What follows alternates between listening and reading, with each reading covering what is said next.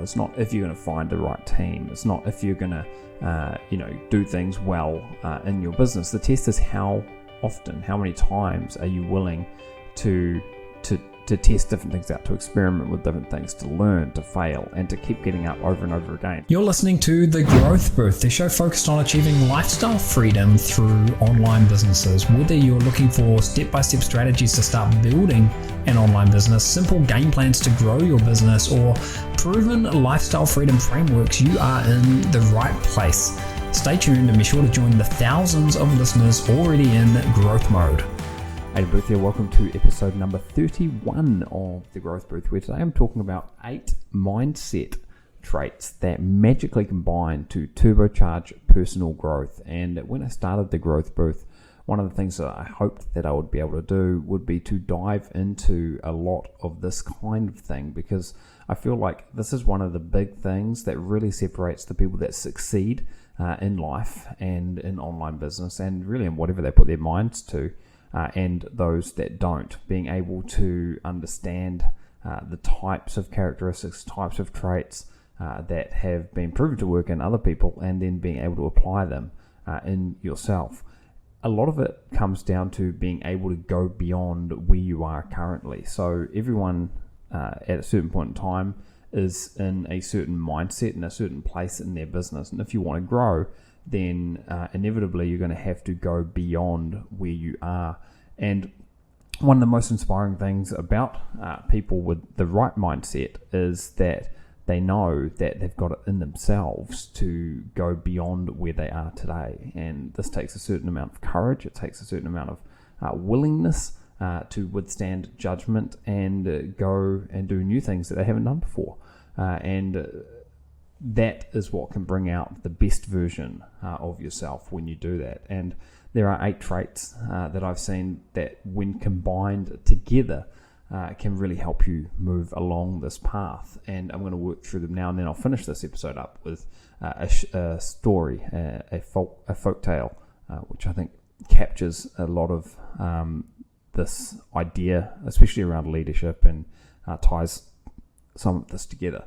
So first and foremost, the first point I've got is a determination to succeed. You must have that desire and that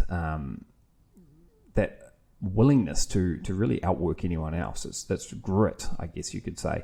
I know that when I started building my online business, it was around about 2005, and even a couple of years after that, when I was starting to really see some traction, I was getting up at 4 a.m.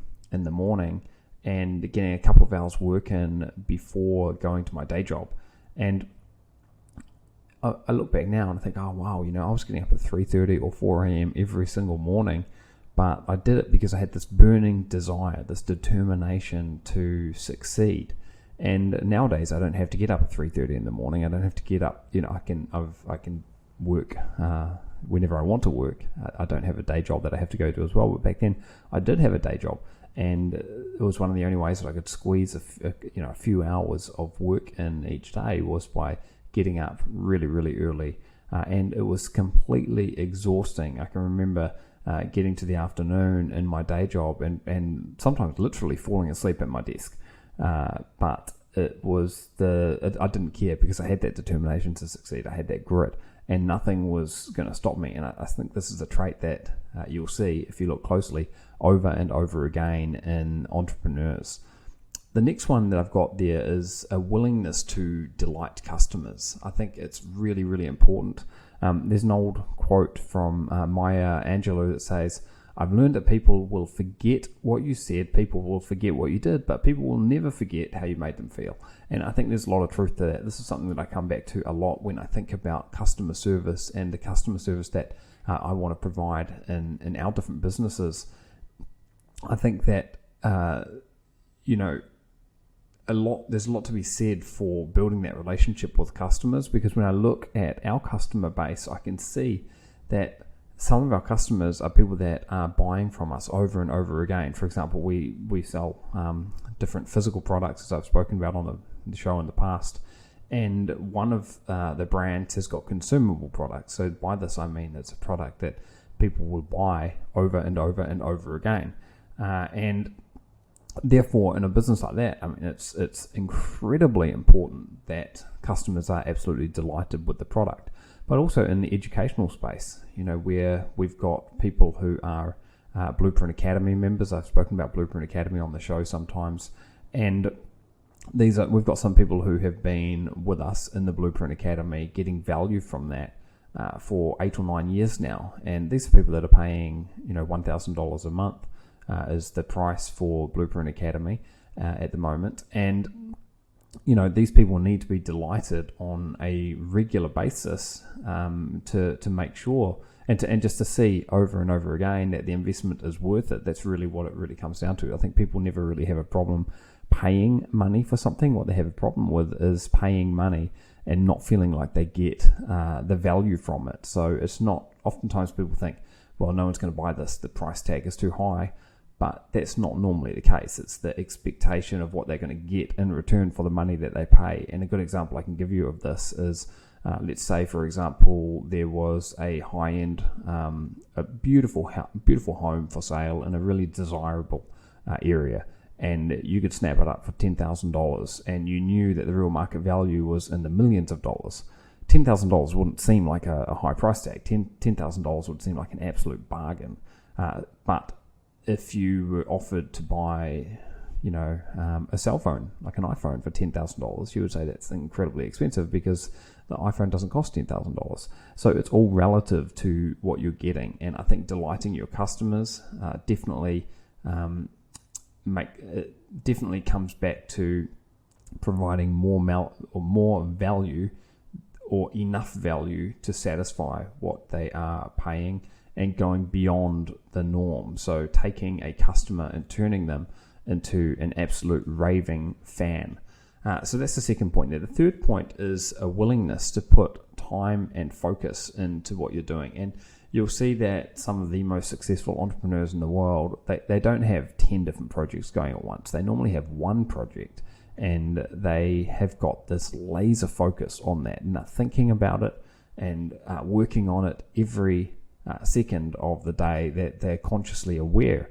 And this is one of the reasons. So, and I've got a number of different businesses, and this is one of the reasons that we like to put CEOs in place, because we want to make sure that if I'm not able to be focused on that business 100%, every waking hour, I want someone else to be. I want them to be thinking about it the first time when they wake up in the morning. I want all of their time, all of their energy, and all of their focus to be able to go into that, because you may have heard me talking about in the past how your thoughts lead to your behaviors, and your behaviors lead to your results. And what is important here is that you are constantly thinking, constantly problem solving, and constantly coming up with new ideas about how you can move forward in your business. And thinking about the business is the first step there.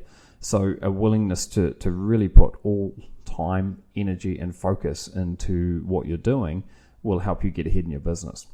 The fourth point that I've got is that external factors don't always matter. So some people have an easier journey than others. There's no doubt about that. And it's no secret that most people don't get it right the first time. I know I failed over and over again before I sort of cracked the code with some of my projects, and I continue to fail in others that I haven't quite cracked the code yet. This is par for the course. This is just part of what you need to go through.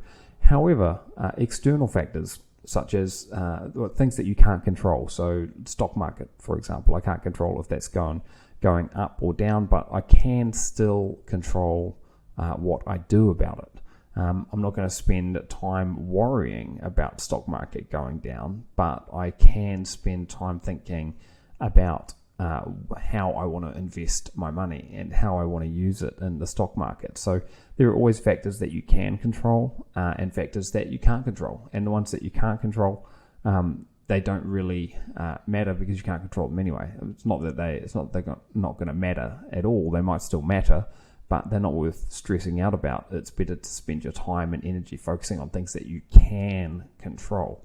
And if using that stock market example, if the stock market was in a cycle where it was going down a lot, losing value, And if you were in that world, then you would probably be thinking about it, reading about it, learning all the time about different things and different ways to approach it, and to make sure that you come out on the right hand side of the crash or whatever happens. So this is also tied into what I said in point number 3, willingness to put time and focus into what you're doing. And a lot of these points are all interconnected, and I think like many things in life, it's when you combine these ingredients that you really see the synergies at play here, and really can see the wins. The 5th point that I've got is really about scaling. So it's projecting yourself through others as you grow your business. And you're going to get to a point in your business where you're probably going to think, I wish I could multiply myself. I wish there were 2 of me so I could do more of this and more of that. The reality is that you can multiply yourself when you hire really good talent. And not just multiply yourself, but you can sort of upgrade yourself as well, because you can hire people who are even better than you. So as your business grows, I think it's really important to start thinking about how you can project your values onto other people, and have other people running many of your operations for you. And that's just a necessity really when you are growing a business. Now, the 6th point here is resilience. And the test here, the way that I like to think about it, it's not if you're going to fail. It's not if you're going to find the right team. It's not if you're going to do things well in your business. The test is how often, how many times are you willing to test different things out, to experiment with different things, to learn, to fail, and to keep getting up over and over again. So in many ways, this is similar to number 1, having that grit and that determination. Because when you have that resilience, when you keep getting up off the canvas after you've been knocked down over and over again, that's when you're going to put yourself in a position to succeed. It's by going the extra mile, by doing the things that other people are not prepared to do, so that you can achieve the rewards that other people cannot achieve. And if you compare yourself tomorrow with yourself today, one of the things that can make all the difference is when you are in a frame of mind where you are willing to do things tomorrow to get new results tomorrow that you don't have today. So it's not just comparing yourself with other people and other businesses, it's also comparing yourself personally with where you were in the past to where you want to be in the future. Now, the 7th point that I've got there is surrounding yourself with people who are better than you. This is often referred to as a success circle. You may have heard the idea of you become the average of your 5 closest, or you become the average of the 5 people that you spend the most time with. And I believe this to be absolutely the case. So I think it's really important that you think about who is a good influence on you, who brings the best out of you, and also be aware of people who are toxic in your life. Toxic people can show up in different ways. They may just be people that just poo-poo your ideas. They don't like your ideas, and that they bring you down, or they think that's never going to work, kind of a thing. So you need to be surrounded by people who not only have your best interests at heart, because sometimes the people that have your best interests at heart will still tell you that you shouldn't do something, which could be hugely positive for you.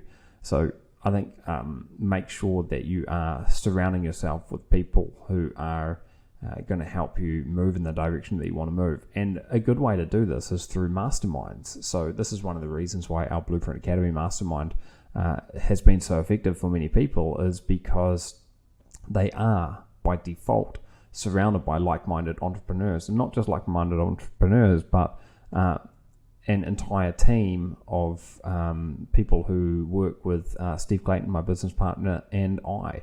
So you've got this automatic built-in infrastructure.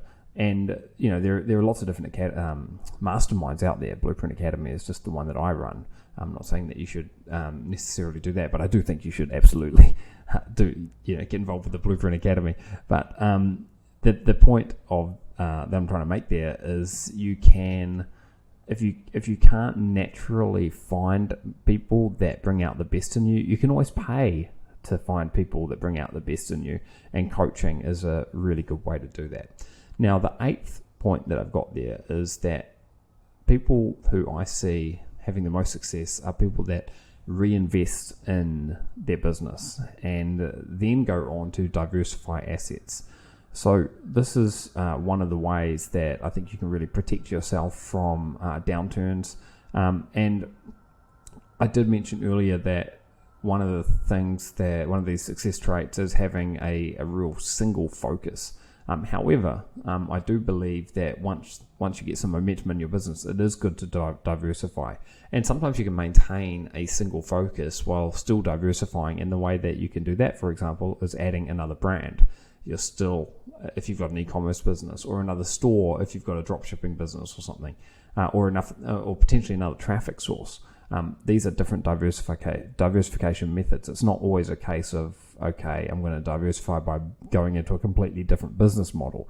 You can diversify by staying within the business or the area that you are an expert in, and reinvesting in it, because you never know what's going to happen. I remember when COVID hit, one of our physical product brands is in the travel space, and the sales plummeted to about 25% of the annual revenue and 25% of the profits. And one of the reason for this is no people weren't traveling anymore. But thankfully, that wasn't our only product line. We had other product lines, and some of those other product lines kicked on and did really, really well throughout COVID, and have continued to surge forward. And thankfully, the one that's in the travel space has bounced back really nicely now as well. But if we didn't have that diversification, we may have been in quite a tough situation. So I think reinvesting your assets, reinvesting the money that you make into your business to make a much more solid and well-rounded business is a really smart thing to do. Now, the story that I wanted to finish with here today is the stone soup folktale. And I think it's a good illustration of ways that you can bring people together to ultimately achieve something which is greater than any individual could achieve. I think it's a good story about leadership. So it goes along the lines of this, and hopefully I get this right. But once upon a time, there was a wise old man, and he decided to go on a journey, and he packed his small bag, and he said goodbye, and he set off. And he eventually came upon a small village and thought to himself, I'm going to stop here. I'm going to stop here for the night. And near the center of the village, he met a group of people. So he introduced himself and said, hey, look, I'm a simple traveler, just looking for a safe place to sleep and a hot meal. And the villagers said to him, look, we'd be glad to give you a safe place to sleep, but we don't have very much food. Our crops haven't done well this year. There's not much to eat in the whole village. We're just barely getting by. And the wise old man said, oh, you don't have to worry about feeding me. I've already got everything I need. In fact, I was thinking about making some stone soup to share with all of you. And the villagers said, well, stone soup, what's that? We've never heard of stone soup before. And the wise old man said, it's wonderful. It's the best soup that I've ever tasted. And if you bring me a soup pot and some water, I will make some of this for you. So the villagers raced off to their homes. When they returned, one was carrying a large soup pot, another had wood for the fire, and another had water to get things going. Now, when the fire was going and the water was boiling, the man reached in to a little pouch and carefully dropped the stone that he had in that pouch into the boiling water. And the villagers watched eagerly, and the man slowly began to stir the pot, sniffing the aroma and licking his lips and saying, I really do love stone soup. And he continued by saying, of course, stone soup with a little bit of cabbage. Now, that's something really special. And one of the villagers jumped up and said, I might be able to get us some cabbage. So she went off and returned with the cabbage, and the old man said, oh, wonderful, wonderful. And he added the cabbage to the pot. And then he said, this reminds me of the time that I had stone soup with cabbage and a little bit of salted beef. It was unbelievably good. And right at that moment, the village butcher spoke up and said, I know where there's a bit of salted beef. So he went back to his butcher's shop and he got it. And when he returned, the wise old man added the beef to the soup pot and he continued to stir. And then the wise old man said, can you imagine what this soup would taste like if it had a little bit of onion and perhaps a few potatoes and a carrot or two and some mushrooms? Oh, this would be a meal fit for royalty. And before he knew it, the soup pot was filled to the brim with vegetables of all kinds, carrots, potatoes, mushrooms, onions, the works. And not only that, but the village baker had turned up with some fresh bread and butter as well. And as the soup simmered slowly over the fire, the wonderful aroma began to waft throughout the town, and the villagers began to relax, and they began to talk together, sharing songs, stories, jokes. And when the soup was finally done, the old man ladled it into the bowls, and they all shared a delicious meal, and there was more than enough to feed the villagers multiple times over. And afterwards, they all declared that it was the best soup that they had ever had. And the mayor of the village pulled the old man aside, and he offered him a great sum of money for the recipe, and most importantly for the magical stone. But the old man refused to sell it. And the next morning he woke up early, packed his belongings, and as he was leaving the village, he passed a group of children who were playing by the side of the road, and he handed the youngest one the silk pouch with the stone in it, and he whispered, "It was not the stone that performed the magic, it was all of us together." Now, I think that the story is a great reminder that it can often take a combination of different people or different mindset qualities to be able to get to where you want to be. The leadership is important as well, but oftentimes you need different ingredients from different places, and you need help from different people. And when people are working in synergy on teams, when there's good leadership, that's when magic can really happen. But if you don't have that synergy, and if you don't have that leadership, then oftentimes you'll be left wondering. I think it's the combination of different mindset qualities, the ability to think bigger, the ability to be able to strive for excellence, the ability to provide amazing customer service, the ability to provide amazing customer service, and a determination to succeed. And some people say that success takes an entire village. So I really love that story, and I think it really hammers home some important points about leadership and success in projects in general.